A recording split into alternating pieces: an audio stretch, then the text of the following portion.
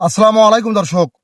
দর্শক, আমি বর্তমানে সুবিশাল ধান প্রজেক্টে রয়েছি।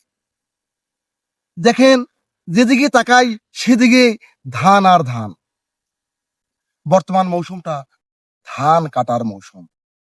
তাই কৃষকরা সুন্দরভাবে ধান কেটে মাঠেই শুকাতে দিয়েছে। এতে লাভ, ধান এবং খড় একসঙ্গে শুকাচ্ছে। ধানগুলো কত সুন্দরভাবে শুকিয়ে আসছে এবং খড়ও সুন্দরভাবে শুকিয়ে আসছে, যাতে করে কৃষকরা ধান এবং খড় এই জমিতে শুকাতে পারে।